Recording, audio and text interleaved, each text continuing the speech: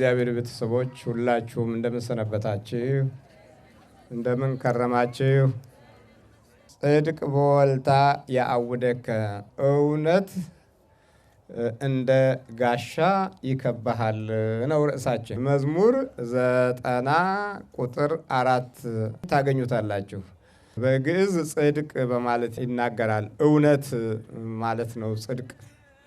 እሱ ግን እንደ ጋሻ ይከብሃል በማለት እንደ ጋሻ የመከላከል ኃይል እንዳለው እውነትን አጽንቶ ይናገራል። የእውነት ኃይል ብርቱ ነው። በቀላሉ የሚጠፋ የሚፈርስ አይደለም። ዳዊት በዚህ በእውነት ብዙ መንገዶችን ሄዶ የእስራኤልን ሕዝብ አጽናንቷል፣ ባርኳል፣ ቀድሷል። ሰማያዊ ተስፋን ከነ ኃይሉ አውርሷል። ለዛሬው የምንመለከተው በዚህ በእውነት ውስጥ አንዲት ረሃብ በዕብራይስጥ ነው። ረሃብ ትባላለች። በአማርኛው ረአብ ይላታል። ረሃብ ማለት አሰፉ፣ አሰፋሽ፣ አሰፋ እንደማለት ነው። በቀጥታ ሲተረጎም ማለት ነው። ይቺ ረአብ የምትኖረው ታዲያ እስራኤል ሕዝብ ጉዞ በሚጓዝበት ጊዜ በግልሙትና ኑሮ የምትኖር ናት። ብቻዋን የምትኖር ልዩ ልዩ ነገሮችን እያቀረበች ምግቡንም ምኑንም እያለች ኑሯን የምትመራ ናት። አስቸጋሪ ወቅት ላይ ነበሩ እስራኤላውያኑ። ወደ ቅድስት ሀገር ሲጓዙ ይቺ መንገድ ላይ ትጠብቅ ነበረ። የጥበቋ ክፍልም ደግሞ እውነት በውስጧ በኩል ስለ እግዚአብሔር ሕዝብ በደንብ ታቅ ነበረ ረአብ እና ስትጠብቅ ቆየችና እንደ አጋጣሚ ኢያሱ የላካቸው 2 ሰላዮች በእሷ በኩል አለፉና እሷ ጋር አረፍ አሉ። ባረፉ ጊዜ አንዳንድ ሀሳብ ስትለዋወጥ እናገኛታለን። እንግዲህ ወደ ቅድስት ሀገር እየተጓዙ ነው። 40 ዓመት በበረሃ ውስጥ ተዳክመዋል። የእስራኤል ሕዝብ በበደላቸው ምክንያት በወሬ ምክንያት ወሬኞች ነበሩ። ብዙ ክፉዎች ነበሩ። ባዕድ አምላኪዎች ነበሩ። አምላክን ትተው ስለ ሰማያዊ ተስፋ እምቢ ያሉ ነበሩ። በበረሃ ውስጥ በውሃ ጉረመረሙ፣ እግዚአብሔርን ተሳደቡ። ግን ከአለት ላይ ውሃ አፍልቆ ሰጣቸው። ራበን አሉ፣ መና አወረደላቸው። ልብሳቸው ሳያረጅ፣ ጫማቸው ሳይበጠስ፣ እግራቸው ሳይካክም ወደ ቅድስት ሀገር የሚገቡበትን ኃይል እግዚአብሔር ሲሰጣቸው፣ እነሱ ደግሞ በጣም ክፉዎች ነበሩ። ልክ ዛሬ እንደኛ ከሱ ጋር የሚጣበቅ ትውልድ ብቅ ሲል ሰይጣን የሰዎችን ሕይወት ያከፋል። ኑሯቸውን፣ ጊዜያቸውን፣ ዘመናቸውን ይፈትናቸዋል። በደንብ አድርጎ ሕይወታቸውን፣ ነፍሳቸውን ሁሉ ሳይቀር ይፈትናልና እንደዚህ አስቸጋሪዎች ሰዎች ነበሩ አይሁዶቹ። የእግዚአብሔር ሕዝብ በሙሉ በበረሃ ላይ ለ40 ዓመት ሲንከራተት እድሉ ጠፍቶት ዘመኑ ጠፍቶት መከራ ብቻ በዝቶበት ያጉረመረሙት እስኪያልቁ ድረስ እግዚአብሔር ዝም አላቸው። እነዚህ ያጉረመረሙት ማለቅ ሲጀምሩ ኢያሱ መምራት ጀመረ። ኢያሱ ሙሴም በረሃ ውስጥ ሞተ። ያው ቅድስት ሀገርም በሩቅ አይቶ ሞተ። የቀረው ኢያሱ ነው። ኢያሱ ታማኝ መሪ ነበረ ለእስራኤል ሕዝብ። እሱ በሚመራበት ዘመን ታዲያ 2 ሰላዮችን ወደዚች ወደ ከሰጢም ከሚባል ቦታ ላይ ላካቸው። በመጽሐፍ ኢያሱ ምዕራፍ 1 ላይ ቁጥር 1 ጀምሮ የሚነግረን ይህንን ነው። እውነት ሁልጊዜ ልትያዝ የሚገባ በልብ ውስጥ ልትኖር የሚገባ ኃይል ናት። እውነት የሚቀጥለውን ትውልድ የምትባርክ ናት። እውነት ዛሬ ከእኛ ጋር ካለች ነገ ደግሞ ለልጆች ታልፋለች። እውነት ራሷን የቻለች የውርስ የመንፈስ ኃይል ናት። እውነት ይቺ እውነት ነው። ጠፍታን ግራ የተጋባ ነው እና አሁን እዚህ እውነተኛ ሴት ለመሆን እድሉን ያገኘችው በእነዚህ በሰላዮች አቀባበል ላይ ነው። አንዳንዴ አጋጣሚ ይኖራል። እውነት በሕይወታችን ውስጥ እንደ በረከት አልፋ እድሜ ልካችንንና ለትውልዳችን የምትተርፍ ጸጋ የምትሆንበት አጋጣሚ አለ። ክፉም ልክ እንደዚሁ ነው።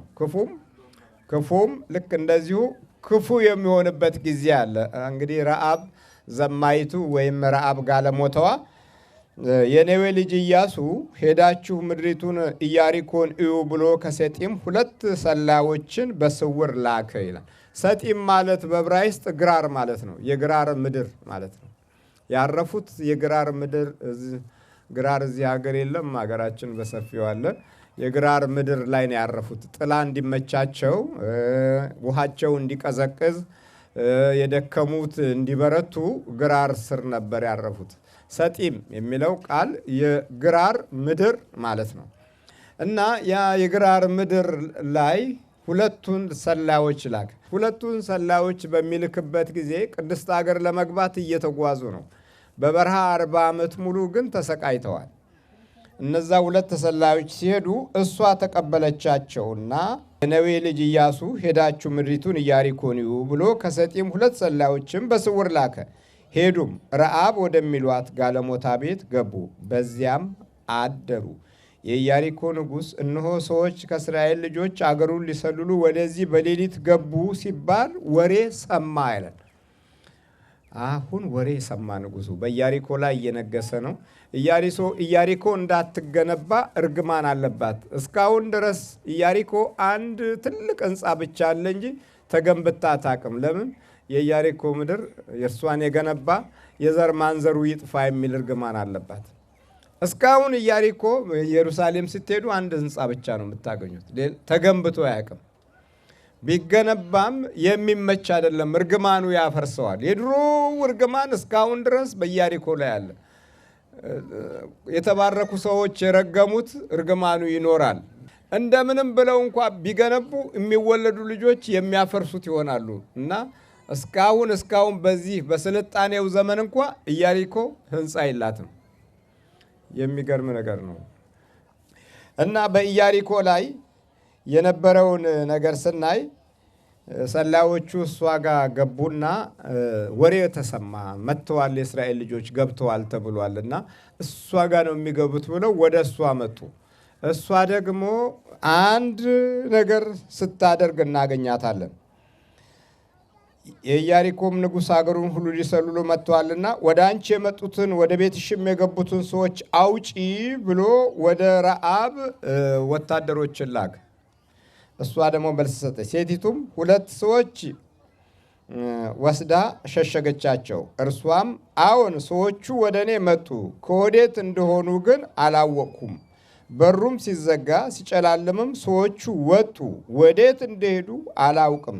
ፈጥናችሁ አሳዷቸው ታገኙም አላችሁ አለቻቸው። በሉ ተከተሏቸው። ከወጡ ግን ቆይተዋል። መጥተው ነበረ ግን አሁን እዚህ የሉም። ቶሎ አሁን ደረሱባቸው አለች። ግን የት ነው ያሉት? ደብቃቸዋለች። እሷ እያችሁ አጋጣሚ ትልቅ ነገር ነው። ለትውልዷ የሚተርፍ በረከት እየሰራች ነው። እሷ ደበቀቻቸው። የደበቀቻቸውም ምክንያት አለ። በደንብ የምታውቀው ነገር ስለነበረ ነው። በደንብ የምትሰማው ነገር ስለነበራት ነው። ከዛም በኋላ እርሷ ግን ወደ ሰገነቱ አውጥታቸው ነበር። በዚያም በረበረበችው በተልባ እግር ውስጥ ሸሸገቻቸው። የሆነ ገለባ ውስጥ ደበቀቻቸው። ስንቱን ሰላዮች? 2 ሰላዮች ደበቀቻቸው። አታውቃቸውም። ዘሯ አይደሉም፣ ምኗም አይደሉም። ግን ውስጧ እውነት አለ። አንድ የሆነ እውነት አለ። በሀገሪቱ መሪዎች ዘንድ የታወቀች ናት። በወታደሮችም ዘንድ የታወቀች ናት። ያ መታወቋ ለሷ ምንም አልነበረም። ሌላው በሀገሪቱ ላይ ያለው ችግር ይታያት ነበረ። እነዚህ ሰዎች የሚያመጡትን ጉዳት ታውቀው ነበር። እውነት ውስጧ ስላለ እውነቱ የወደፊቱን ሕይወቷን የሚወስን ይሆናል። ዛሬ ብዙዎቻችን እውነቱ ለወደፊቱ ያለውን ሁኔታ የሚወስንብን እንደሆነና እንዳልሆነ እንኳ ጊዜ የለንም። ለእውነት ብዙ ጊዜ የለንም። እግዚአብሔር ማስተዋሉን ይስጠን። ለእውነት ኢትዮጵያውያን አሁን ጊዜ የላቸውም። ጊዜ ጠፍቷል። ለእውነት ጊዜ ጠፍቷል። እውነትን የምናስተውልበትና የምናገኝበትን ታሪክ ገና ፈልገን ለማግኘት 1 2 3 ትውልድ ዕድሜ ሊፈጅብን ይሆን እንዴ? ግራም ያጋባ ነው። ምክንያቱም አስቸጋሪ ነገር ነው። እና ይቺ ሴት ግን ሰዎቹም ወደ ዮርዳኖስ መሻገር በሚወስደው መንገድ አሳደዷቸው። አሳዳጆችም ከወጡ በኋላ በሩ ተቆለፈ። እነዚህም ሳይተኙ ሴቲቱ ወደ እነርሱ ወደ ሰገነቱ ወጣች። ሰዎቹንም እንዲህ አለቻቸው፣ እግዚአብሔር ምድሪቱን እንደሰጣችሁ እናንተንም መፈራት በላያችን ላይ እንደወደቀ በምድሪቱም የሚኖሩ ሁሉ ከፊታችሁ እንደቀለጡ አወቅሁ አለች። አያችሁ፣ ያወቀችው እውነት አወቅሁ። እኔ በቃ የተለየ ኃይል እንዳላችሁ እኔ አወቅሁ። በዚች ምድር ላይ ያሉ ከመሪያችን ጨምሮ በሁለት ሰው የሚደነግጡ ናቸው፣ በእናንተ ደነገጡ አለች። አወቅሁ። ምድራችንም በሙሉ የምትወርሱ እናንተ ናችሁ። ገና እኮ አላወቀቻቸውም፣ ግን እንዲሁ አወቀቻቸው። እንዴት እንዲሁ እውነት ይጠፋናል ጎበዝ? እኛ ለኢትዮጵያውያን በፊት እኮ እውነት ይባል ነበረ መሐላ አይደል እንዴ? ምናልባት በዚህ እውነት በሚባልበት ዘመን አልተወለዳችሁ ይሆናል። የተወለዳችሁም አላችሁ እዚህ። እውነት እውነት በቃ። በዛ በኋላ አባቴ ሙት መጣ። ከዛ ደግሞ እናቴን ማለት ጀመረ። ከዛ በኋላ ውሸቱ በዛ። በቃ ቅደደው ካሳ ሆነ። ከዛ በኋላ በፊት ግን እውነት ከተባለ እውነት ነው። ሚካኤልን ካለ ደግሞ አጠበቀው ማለት ነው። ማርያምን፣ ክርስቶስን፣ ወላዲተ አምላክን ማለት ከተጀመረ ሕግ አያስፈልግም፣ ጽሑፍም አያስፈልግም፣ ቁጥርም አያስፈልግም ነበረ። እውነት እውነት ነበረና ነው። ከዛ እሷ እንዲህ እያለች ትጸልይላቸው ጀመር። ለራሷም ትጸልይ ጀመር። ሰዎችንም እንዲህ አለቻቸው፣ እግዚአብሔር ምድሪቱን እንደሰጣችሁ እናንተም መፈራትን በላያችን ላይ እንደወደቀ። እግዚአብሔር ምን አድርጓል ማለት ነው? ምድሪቱን ሰጥቷቸዋል። ራሷ ፈቀደች እኮ፣ አገሯን እኮ ነው የፈቀደችው። እንደ ሀገር ዜጋ ቢሆን የሚያስቀጣ ነው። እንዴት አገር ለሌላ ባዕድ ይፈቀዳል? እዚህ ግን አገሩ ሁሉ ፈቀደች። በቃ ምድሪቱን እሱ ሰጥቷችኋል፣ በእኛም ላይ እናንተን መፍራት በላያችን ላይ ወድቋል። ልክ እንዳንድ እንደወደቀ ነገር አርጋስ በደንብ ገለጸችው። ከዛም በላይ ደግሞ እንዲህ አለች፣ በምድሪቱም የሚኖሩት ሁሉ ከፊታችሁ እንደቀለጡ አወቅሁ። ከግብፅ ምድር በወጣችሁ ጊዜ እግዚአብሔር የኤርትራን ባህር በፊታችሁ እንዳደረቀ በዮርዳኖስ ማዶ በነበሩት እናንተም ፈጽማችሁ ባጠፋችኋቸው በሁለቱ በአሞራውያን ነገሥታት በሴዎንና በአግ ያደረጋችሁትን ሰምተናል። አሞራውያን ማለት ነገረኞች ማለት ነው በአማርኛ ሲፈታ። በነገረኞች ላይ ያደረጋችሁት ጀግንነት እና ጉብዝናን ያን ሁሉ ሰምተናል። ይህ አያችሁ፣ እውነት የሚፈልግ በደንብ ይሰማል። ከዛም እንዲህ አለች፣ ይህንም ነገር ሰምተን ልባችን ቀለጠ። አምላካችሁም እግዚአብሔር በላይ በሰማይ በታችም በምድር እርሱ አምላክ ነውና ከእናንተ የተነሳ ከዚያ ወዲያ ለማንም ነፍስ አልቀረለትም። አሁንም እባካችሁ በእግዚአብሔር ማሉልኝ፣ በእውነትም ምልክት ስጡኝ። እኔ ለእናንተ ቸርነት እንደሰራሁ እናንተ ደግሞ ለአባቴ ቤት ቸርነትን እንድትሰሩ። ለሌላው አያችሁ፣ ለሌላው ሆነች፣ ለሌላው ቆመች፣ ለሌላው በረከት ለመነች፣ ለሌላው መዳን ለመነች። ሴት ናት እኮ ስሟም ረአብ አሰፉ ማለት ነው። ኑሮዋ ግልሙትና፣ ግን ለሌላው የሚበቃ በረከት ስትለምን ነው የምንሰማት። የእግዚአብሔር ነገር አያችሁ፣ አንዳንድ ጊዜ አይገባንም። እግዚአብሔር እንዴት እንደሚሰራ አይገባንም። ግን ባልገባን መንገድ የራሳችንን ፎርሙላ ማበጀት እንጀምራለን እኛ ሰዎች። እንዴት በዚህ መንገድ ይመጣል? እንዴት በዚህ በኩል ይሰራል? እንዴት በዚህ ሰው በኩል ይናገራል? እንዴት ከኛ አልፎ ይሄዳል? እንዲህ የማለት ባህሪ ያለብን። ይኸው በጋለሞትዋ እኮ የእግዚአብሔርን ጉልበት የእስራኤልን መንፈሳዊ ኃይል እየተናገረ ነው እግዚአብሔር።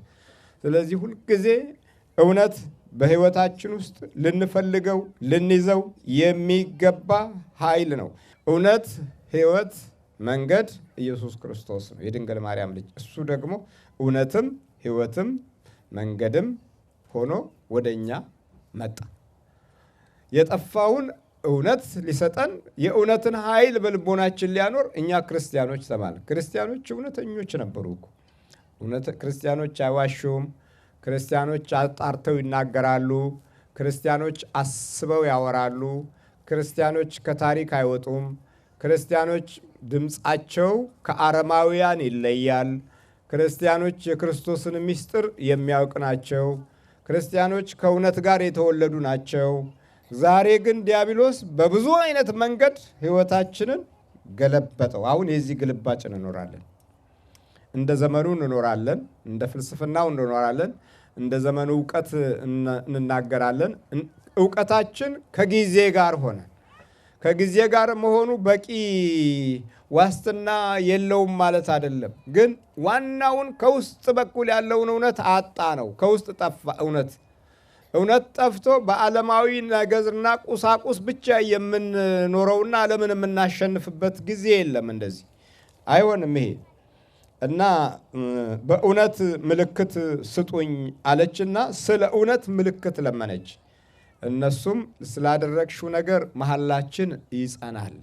አንቺ ነገራችንን ባትገልጪ፣ ምስጢራችንን ከደበቅሽ እኛ ወደዚህ ስንመጣ የአገርሽን ሕዝቦች ድል ስናደርግ ላንቺና ለቤተሰብሽ ምልክት ይሆን ዘንድ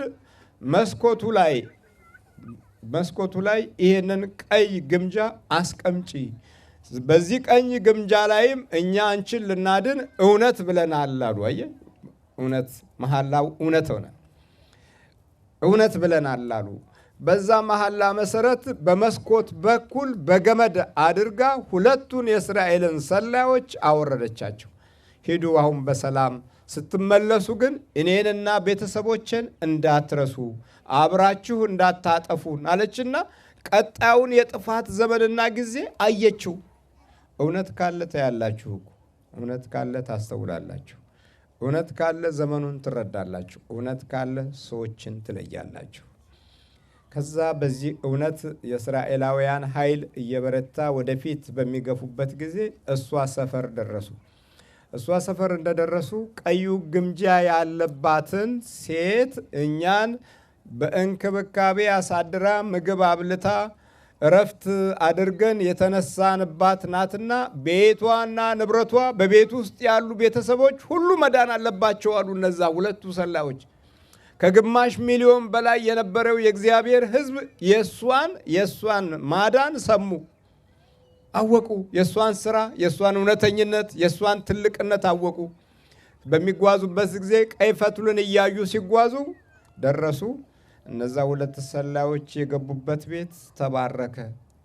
አንድም ሰው ሳይጠፋ ዘመዶቿን፣ ወገኖቿን ሁሉ አዳነች። አስቀድማ ያሰበችው እና የማለችበት እውነት በሚስጥር ጠብቃ ሚስጥሩን በውስጧ ይዛ እነሆ ለመዳን በቃች። እግዚአብሔር አምላክ ስሙ የተመሰገነ ይሁን። ቅድስት አገርን ከወረሱና ከሚድኑ ሰዎች ጋር እናት አባቷን ዘመዶቿን ሁሉ አዳነች። በእውነት ምልክት ስጡኝ አይደል ያለችው? ምልክቱ አዳናት። ያ የምልክት ኃይል እመቤታችን ቅድስት ድንግል ማርያም የመዳን እናት፣ የምልክት ኃይል በመስኮት በኩል አይደለም ምልክቱን ያደረገችው? በመስኮት በኩል እነሱን ባወረደችበት በኩል አዳም በወረደበት በኩል በመስኮት በኩል ደግሞ ማተገኘች እመቤታችን ቅድስት ድንግል ማርያም። ሰይጣን የጠበቀው ከነገስታቱ ነው። በበሩ በኩል ነው የጠበቀው ሰይጣን። ድንግል ማርያም ደግሞ በመስኮት በኩል መጣች። ሳይታወቅ ሚስጥሩ እንደተጠበቀ በሰማይ አምላክ ኃይል ክንድ ውስጥ እንዳለ የመዳን ጉዞና ጥበብ ሁሉ በውስጥ በኩል እንደተደበቀ በቤተልሔም ግርግም ኢየሱስ ክርስቶስን ወለደችው። ማንም ሳያቅ፣ ሄሮድስ ሳያቅ፣ ሰብአ ሰገል ብቻ የሩቅ ሰዎች ብቻ ኢትዮጵያውያንን ጨምሮ ሰብአ ሰገል ኢትዮጵያውያንን ጨምሮ አውቀውታል፣ አይተውታል መወለዱን። እዛ በቅርብ ያሉት ግን አላወቁም። ብንጊዜም ወደ ቤተ ክርስቲያን በቅርብ ያሉ ሰዎች ያውቃሉ ብላችሁ አትገምቱ። አንዳንድ ጊዜ ይሄ ነው ስህተቱ። የለም ዳር ሆናችሁ ብዙ ልታውቁ ትችላላችሁ። እግዚአብሔር ከዳር ይጀምራል። ከመሃል ሲጠፋ ከዳር ይጀምራል። እግዚአብሔር ስሙ የተመሰገነ ይሁን። እንዴት እግዚአብሔር እንደሚጀምር አናቅም። እንዴት እግዚአብሔር እንደሚሰራ አናቅም። ስለዚህ ሄሮድስ በነገሰበት ዘመን ውስጥ ትልቅ በነበረበት ዘመን ውስጥ የመዳን መስኮት ብቅ አለ። በበር በኩል ካህናቶች ይጠብቃሉ፣ በሩን ይዘው የኢየሩሳሌምን በር ይዘው። እንግዲህ የሚባለው ነቢይ ይመጣል፣ አንድ ታላቅ ከድንግል የሚወለደው ድንግል እዛው እያለች እንኳ የነቢያት ቃልን በቃ እንዴት እንደሚወለድ ያውቃሉ። ግን የሚጠብቁት በር ላይ ነው። እሱ በመስኮት በኩል ዞር አለና እንደ ረአብ ታላቅ የሆነ የመዳን ምልክትን በኮከቡ እየተመሩ ሰብአ ሰገል መጥተው ሰገዱለት። እውነት እንደ ጋሻ ይከብሃል። ከዛም እሱ መጣና እውነት እውነት እላችኋለሁ ማለት ጀመረ። እውነት እውነት እላችኋለሁ እኔ የበጎች እረኛ ነኝ። በዕብራይስጡ እውነት የሚለው አሚን ነው። አሚን አሚን አሚን አኔ ኦሜር ላኸም ይላል። እውነት እውነት እላችኋለሁ ማለት ነው። አሜን አሚን የምንላት በዕብራይስጥ በቀጥታ የመጣችው ከዛ ነው። አሜን የምንለው ራሱ አሁን እኛ አሜን በዕብራይስጡ አሚን ነው፣ በአረበኛውም አሚን ነው። አሚን ማለት እውነት ይሁን ማለት ነው። ምን ይሁን? እውነት ይሁን ነው። እውነት ሆኖ ታዲያ በዚህ በአዲስ አሁን እኮ እውነት ይሁን አይደለም አሁን የምንለው እውነት ሆኖልናል ነው። ማ ኢየሱስ ክርስቶስ በቃ እውነት ሆኖልናል። በስጋውና በደሙ በኩል እውነት ሆኖልናል። እውነት የሌለበት ሕይወት አስቸጋሪ ነገር ነው። ታዲያ እውነት በሚከተሉት መንገዶች ውስጥ ፍሬ አላት።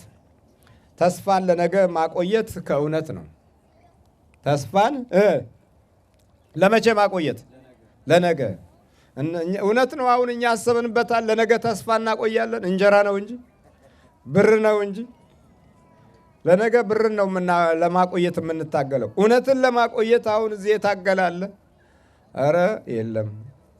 እውነትን ለነገ ለማቆየት ተስፋ ያስፈልገዋል አለው።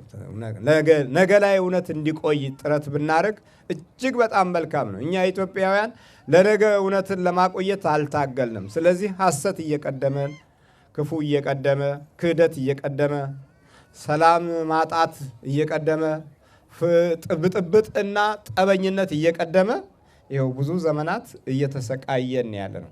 ከዲያብሎስ አሰራር ውስጥ አንደኛው ትልቁ ለነገ እውነት እንዳይቆይ መታገል ነው። ለነገ እውነት እንዳይቆይ ደግሞ ሲታገል ውስጥህን ነው ባዶ የሚያደርገው። የውስጥ ባዶነት ከኢኮኖሚ ባዶነት የከፋ ነው። የኢኮኖሚ ባዶነት ወደ አንዳንድ እውነት ይመራሃል። አቤቱ ጌታ ሆይ ይቅር በለኝ እንድትል ያግዝሃል። ግን የውስጥ ባዶነት በኢኮኖሚ ሙላቱ ውስጥ አይገለጥም። የሚገርመው ይሄ ነው። ሰዎች አሁን ትልቁ ትግላቸው ገንዘብ ለማግኘት ወይም ለመጨበጥ ብቻ ይሆናል።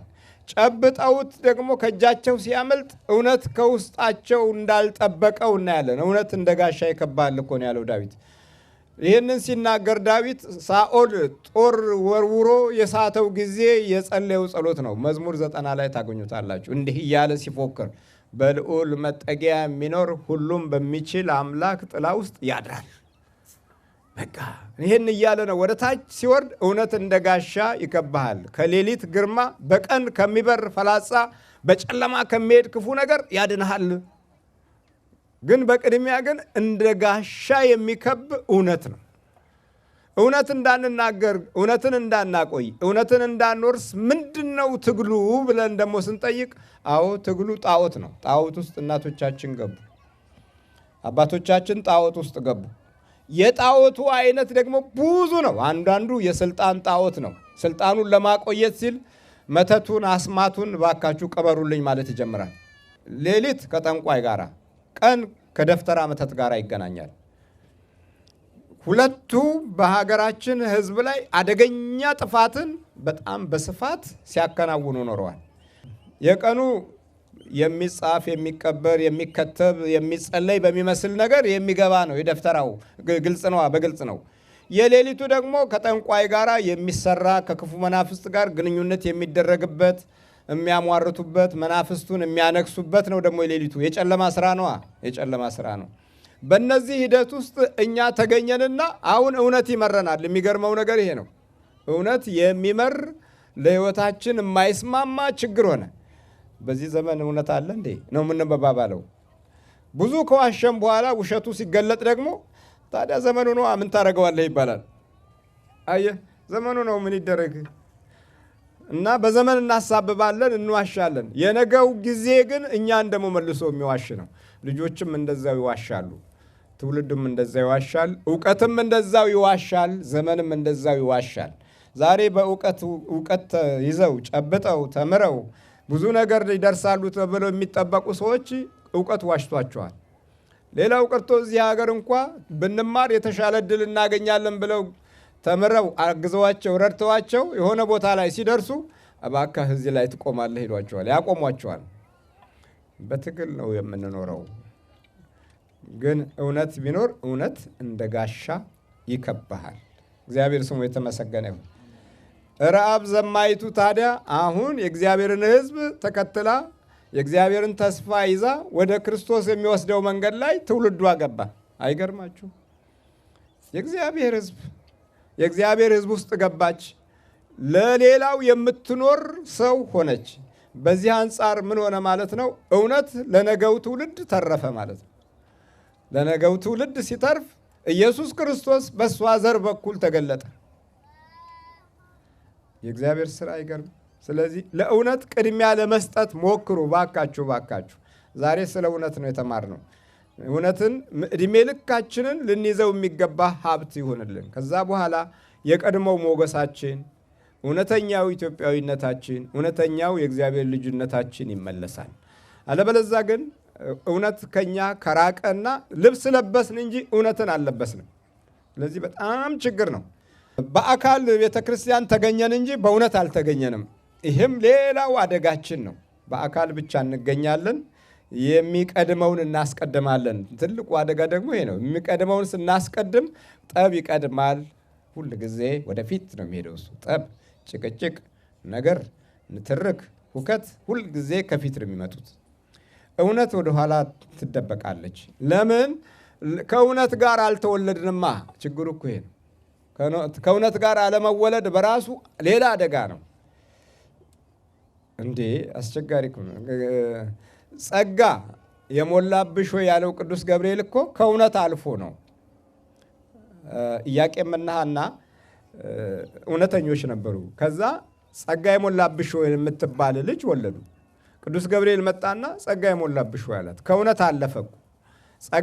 ጸጋ አልፎ የሚመጣው እውነት ላይ ስንኖር ነው። ከዛ በኋላ የእግዚአብሔር ክብርና ኃይል ከኛ ጋር አብሮ ይገለጣል። እግዚአብሔር ከአንቺ ጋር ነው አለ ደግሞ ወዲያው ቅዱስ ገብርኤል ለእመቤታችን። እግዚአብሔር ከእሷ ጋር የሆነው እኮ ከጸጋ ሙላት በኋላ ነው፣ ከእውነት ሕይወት መወለድ በኋላ ነው። ዛሬ እኛ እንግዲህ ግራ በሚያጋባ አወላደድ ተወልደናል። ቀደም እንዳልኳችሁ የተለያየ አይነት መስተቀብር ያደረጉ ሰዎች በተገኙበት ሕይወት ነው። እነ ግራዝማች እነ ቀኛዝማች የቀደሙ ፊት አውራሪዎችም ቢሆን ጤነኞች አይደሉም። በዚህ በመናፍስቱ ዓለም ኖረው ከክፉ መንፈስ ጋር ተሳስረው ዝም ብለው ነው የሞቱት። እውነትን ሳያገኙት የክርስቶስን መንፈሳዊ ልጅነት የቅድስና የዘላለም ሕይወትንም ሳያገኙት ቤተ ክርስቲያን ሰሩ፣ መቀበሪያቸውን ሰሩ። ውስጣቸው ግን አልተሰራም። ውስጣቸው ባልተሰራበት ውስጥ እኛ ተወለድን። እኛ ስንወለድ ደግሞ ግራ ተጋብተን ተወለድን። አሁን የቱ ይሻላል ሃይማኖት ብለን ኢትዮጵያውያን መምረጥ ጀምረናል። እስቲ ለኢትዮጵያውያን ሃይማኖት ምርጫ ምን የሚሉት ነገር ነው? ሰብአዊ አበኪዎች ሁሉ ሳይቀሩ ነው አሁን ሃይማኖት የሚመርጡት። የቱ ይሻላል ይላሉ። የቱ ነው ገንዘብ ያለበት ይላሉ። በርካታ ነገር እንደው ገፍተር የሚያደርግ የቱ ነው ይላሉ፣ ይመርጣሉ። ሰውም እንደዛው አይነት ምርጫ ውስጥ ገብቷል። የቱ ነው የሚያጽናናው? የቱ ነው የሚባርከው? የቱ ነው ደስ የሚለው? የቱ ነው ጠብ የሌለበት ብለው ጠብ ሲሸሹ፣ ግማሾቹ ጭራሽ ወደ አጋንንታዊ ጠብ ይሄዳሉ። አሁን እዚህ የቤተ ክርስቲያን ጭቅጭቅ ፈርተው ጠልተው ወደ መናፍቅ የገቡ ዘመዶቻቸው አሉ የሉም?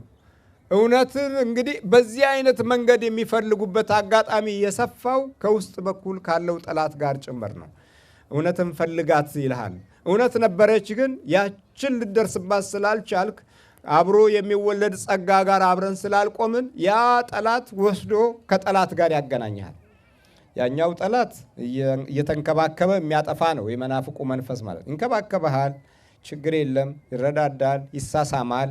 ግን አንድ ታላቅ መለኮታዊ ኃይል ካንተ ያስወግድብሃል። ያውም ኢየሱስ ክርስቶስንና የቅዱሳን መላእክትን ጥበቃ የእመቤታችን ድንግል ማርያምን አማላጅነት ካንተ ያርቅብሃል። ያ በራቀበት ውስጥ መፈቃቀሩ አስበው እንግዲህ ወዴት ሊወስድ እንደሚችል። ዋናው ነገር ጠፍቷል፣ ግን የምታየው ፍቅር ነው፣ የምታየው መሳሳብ ነው፣ የምታየው መሳሳብ ነው።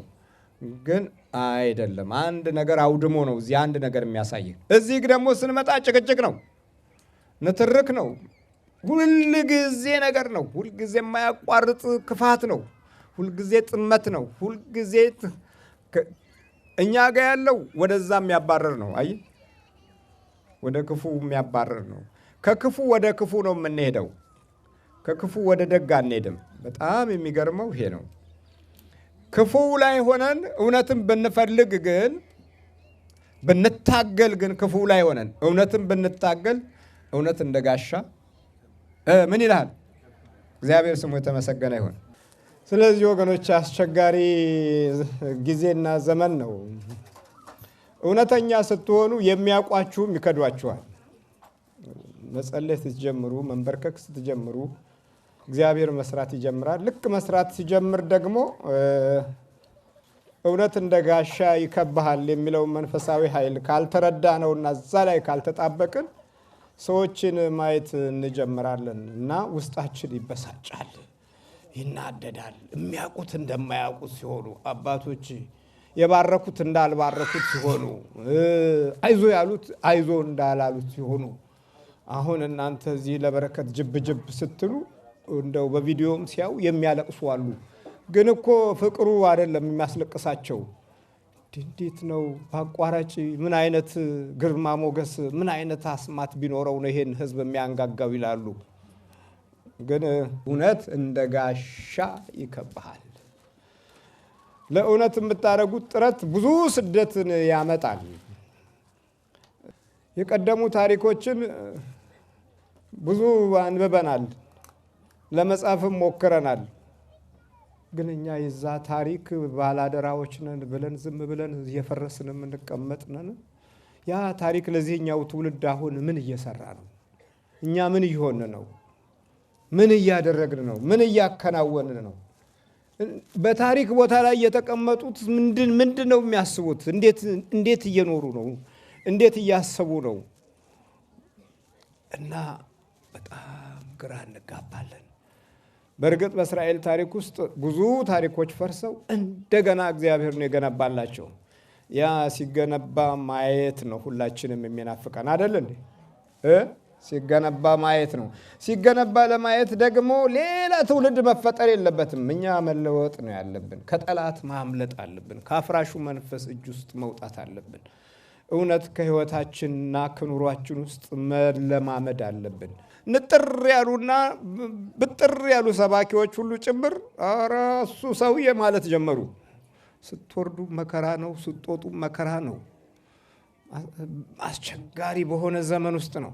ለዚህ 3 መሰረታዊ ጭብጦችን ግን አገኘው። የተወለድንበት ጀርባ ጥሩ አይደለም። ሁለተኛ ከቅድመ አያታችን ጀምሮ በልክፍት አካሄድ ውስጥ በመናፍስት በተደበቀ የክፉ መንፈስ ሴራ ውስጥ ተሸጋግረን መተናል። በትላልቆቻችን አስተሳሰብ ውስጥ ለግርማ ሞገስ ለምን እያሉ የከተቱት ጠላትም ደግሞ በመንፈሳዊ ስፍራ ላይ ተመሳስሎ አድቆናል። እንዳልነበርን የሆን ነው። ከውስጥ ባዶ የሆነ ነገር ሁሉ ለእውነት የሚመች ልብና ሕሊና አይኖረውም። ስለዚህ ጠላቶቻችን የብዙ ዘመን እውቀት ያላቸው መናፍስቶች እጅ ውስጥ ነው የገባ ነው። በመሆኑም በመንፈሳዊም ስፍራ ላይ እንደዚሁ ሕይወታችን ተጎድቷል። ሳኦል የእስራኤል መሪ ነበር። አዎ፣ ግን የብንያም ዘር ነው። በውስጡ ክፉ መንፈስ ነበር። መንፈሳዊ ዘይት በተቀባ ጊዜ ለቀቀው። በኋላ ግን አድፍጦ ክፋት ያሰራው ጀመር። ቅናት፣ ትንኮል፣ ምቀኝነት በዳዊት ላይ መነሳሳት ጀመረ። ከትልቅነት ቁጥር 1 መጽሐፌ ላይ የትልቅነት አዙሪት ብዬ ትንሽ ለመግለጽ ሞክሬያለሁ። እና አዙሪቱ እየከፋ ሲመጣ ጌልቦአ የተባለ ተራራ ላይ አንገቱ ተሰይፎ ራሱን በሰይፍ ወግቶ ሞተ።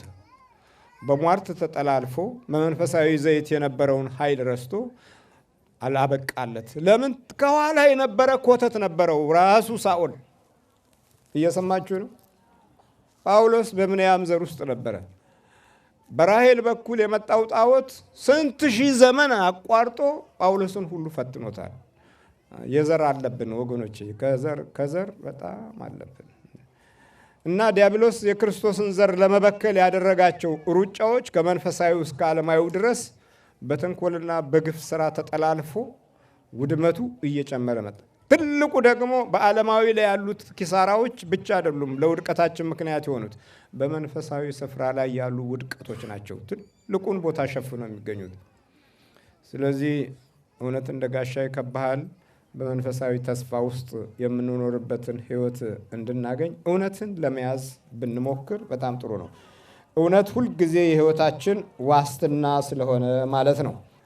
በእውነት ቸርነት እንድታደርጉልኝ የእውነትን ምልክት ስጡኝ ነበር ያለችው ረአብ። ረአብ ማለት ምን ማለት ነው? አሰፋሽ፣ በዕብራይስጥ አሰፋሽ ማለት ነው። በመንፈሳዊ ሕይወቷ ውስጥ አሰፋሽ፣ በረታችና ዘመዶቿን አዳነች። ምልክት፣ የእውነት ምልክት ስጡኝ አለች። የእውነት ምልክት ሰጧት። ታቦተ ጽዮንን ይዘው ሲጓዙ በሷ ቤት በኩል አለፉ። የእውነት ምልክቷ ለእሷ ምን ነበረ? ቀዩ የመስኮቱ ጨርቅ አይደለም? አዎ። ከሰጢም የመጡት ከግራሩ ስፍራ የመጡት ሰላዮችን በደንብ በእውነት አምና ስለተቀበለች የታሪክ እናት፣ የታሪክ መሰረት፣ የታሪክ ምንጭ ሆነች። አለዘሯ ወደ እግዚአብሔር ዘርነት ተቀየረች። አለዘሯ ወደ እግዚአብሔር ክብር መጣች። እውነትን ስለፈለገች ከሌሎቹ ከሚደመሰሱት ወገኖች ሳትሆን ከሚድኑት ወገኖች ሆነች። እውነት ያስፈልገናል። 95% በአሁኑ ዘመን እውነት በልቦናችን ውስጥ ለመኖር በጣም ተቸግረናል። የእውነት ኃይል ነው ከሕይወታችን ያጣ ነው። በእውነት ብንመላለስ ዛሬ የከበበን ጠላት ጥሩ ወገኖችን ባላገኘ ነበረ። ለጠላት ጥሩ ወገኖች ብዙ ናቸው የሚያከላክሉ፣ እባካችሁ አትሂዱ የሚሉ የቤተ ክርስቲያን ልጆች። ሌላ ጠላት እኮ የለብንም። የራሳችን የውስጥ ፈንጆች በጣም ብዙ ናቸው። ከውስጥ ነው የሚፈነዳው። ከኛው ሕይወት፣ ከኛው ኑሮ፣ ከኛው ለተንኮልና ለግፍ የተመቻቸ ልብ እንዲኖረን የሚያግዝ ኃይል የተወለደበት ጀርባ ልክ እንደ ሳኦል ታሪካዊ ነው። ጌልቦአ ላይ ታዲያ ሞተ። በቃ ሲሄድ ሲሸሽ ወደ ባዶ ተራራ። ጌልቦአ በዕብራይስጥ ባዶ ተራራ ማለት ነው። ወደ ባዶ ተራራ፣ እሱም ባዶ፣ የወደቀበትም ቦታ ባዶ። ዘመንም ጊዜም ወቅትም ሰዓትም ኑሮም ልብም ጌልቦአ ምንድን ነው? ባዶ። እውነት እንደ ጋሻ ይከብሃል። ዳዊት ግን ወጣ ወደ ላይ። በየትኛውም ጠላት ውስጥ እውነት ስለነበረ ማምለጥ የሚችልበትን በር የከፈተለት እርሱ ነው። 3 ደቂቅን በእሳት ሲጣሉ እውነት እንደ ጋሻ ይከባቸው ነበር። ቅዱስ ገብርኤል 4ኛ ሆኖ እሳቱን አጠፋ። በቃ አማራጭ የሌለው ሰዓት ላይ እንኳ እግዚአብሔር የምርጫ መንገድ አለው። ባህረ ኤርትራ በአንድ በኩል ሲፎክር፣ ዮርዳኖስ በአንድ በኩል ሞልቶ ሲፎክር የሚከፍለው ኃይል አጠገባቸው ነበረ። ምንም ድፍን ሲልባችሁ እግዚአብሔር ማምለጫውን መንገድ ይሰጣችኋል። አለው፣ መንገድ አለው። ዛሬ ታዲያ በሁሉም ነገር ድፍን ያለበት ዘመን ነው። በእውቀቱ ስትሄዱ እውቀቱ ድፍን በአይነ ጥላ ተይዟል። በኑሮ ስትሄዱ ግራ መጋባቱ መጥቶ ከፊታችሁ ግርዶሽ። በገንዘብ በኩል ስትሄዱ ጨበጣችሁት ከእጃችሁ ሲያፈተልክ አታውቁት። በኑሮ ማሟላት በኩል ስትሄዱ መሮጥ። እድሜያችን የሆነ ቦታ ላይ ዝም ብሎ እየደከመ ነው። እንደዚህ የሚሰማችሁ ብዙ ናቸው። ግን እውነት እንደ ጋሻ ይከብሃል። ስለ እውነት የምንኖርበትን መንፈሳዊ ተስፋ እግዚአብሔር አምላክ በክርስቶስ ሥጋና ደም በኩል ሰጥቶን የመንግስቱ ወራሾች እንድንሆን ያብቃል። ደግሞ ጸጋንና እውነትን ተመልቶ በእኛ አደረ የሚል ቃል እናነባለን። ጸጋና እውነት በኢየሱስ ክርስቶስ ሆነ ነው የሚለው። በቃ ሰማይና ምድር ሆኖ እንደተፈጠረ ሁሉ ሰማይና ምድርን የፈጠረው ቃል ጸጋና እውነትን ተመልቶ በእኛ አደረ። ጸጋና እውነት በክርስቶስ ኢየሱስ ሆነ ይላል። እውነት ማን ነው ማለት ነው? እግዚአብሔር በአካላችን ከቅድስት ድንግል ማርያም እውነት ተገኘ። እውነት የእውነት እናት አለችን። እመቤታችን እመብርሃን ስንል ደግሞ አንድ ነገርም አለ። የእውነት እናት፣ የጸጋ እናት፣ የመለኮት እናት፣ የአምላክ እናት ብዙ ነው ስሟ። ደስ አይልም? አይላችሁም? ምን? አዎ የእውነት እናት የእውነት እናት ስላለችን እኛ እውነተኞች ካልሆንን የእውነት መንፈስም ከኛ ይርቃል። ስለዚህ በዚህ በቲዎሪው ዓለም ውስጥ ብዙ አልፈናል። ግን እውነት ላይ የሚደረገው ፍልሚያ በመናፍስት ተቋርጦ መዘለባበድ የበዛበት ጊዜ ላይ ቆመናል። እውነት ግን እንደ ጋሻ በራሱ ይከብሃል፣ አጥር ይሆናል። እግዚአብሔር ከሁላችን ጋር ይሁን። በክርስቶስ ሥጋና ደም ታትመን የመንግስት ወራሾች እንድንሆን አምላካችን ያብቃል። አሁን ወደ ጠላታችን ወደ ክፉ መንፈስ እንሄዳለን። ክቡር አባታችን መላከ መንክራት ግርማ ወንድሙ እንኳን በሰላምና በጤና በመላው አውስትራሊያ ሕዝብ ክርስቲያን ስም በደህና ገቡ እላለሁ። ስለ ሁሉም ስላደረገልን የጌታችን አምላካችን ለመድኃኒታችን ለኢየሱስ ክርስቶስ ክብርና ምስጋና ይግባው። አባታችን መላከ መንክራት መምህር ግርማ ወንድሙ በአውስትራሊያ ቆይታቸው ወቅት ከኦክቶበር 9 እስከ ኦክቶበር 18 በፐርዝ፣ በብሪዝበን፣ በሜልበርን እና በሲድኒ ከተሞች አገልግሎት ይሰጣሉ። በወጣው መርሃ ግብር መሰረት በፐርዝ በ9 በ10 በ11 አርብ፣ ቅዳሜ፣ እሁድ ማለት ነው በአውደ ምሕረቱ ለተሰበሰበው ህዝበ ክርስቲያን በነገና ሰርክ በመገኘት የወንጌል ትምህርትና የፈውስ አገልግሎት በንጽሕተ ማይ በጸበል ያጠምቃሉ። እናንተም ምእመናን ሁላችሁ ህዝበ ክርስቲያን የዚህ ፈውስ በረከት ተካፋይ ትሆኑ ዘንድ የእግዚአብሔር ቅዱስ ፈቃዱ ይሆንልን። አባታችን የወንጌል ትምህርት በማስተማር የፈውስ አገልግሎትን ይቀጥላሉ ማለት ነው። እግዚአብሔር ከእናንተ ጋር ይሁን። ስላዳመጣችሁኝ አመሰግናለሁ።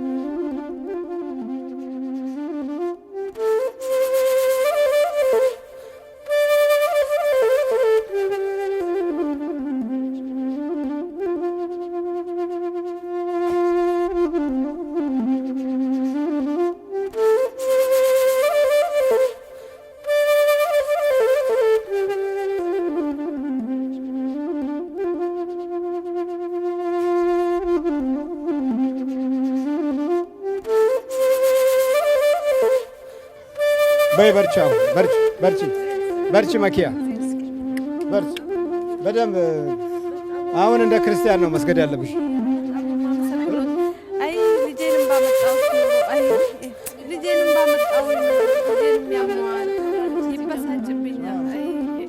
ታዲያ ያው አብሮ እኮ ነው ያንቺ ወደ ልጅ ይዞራል።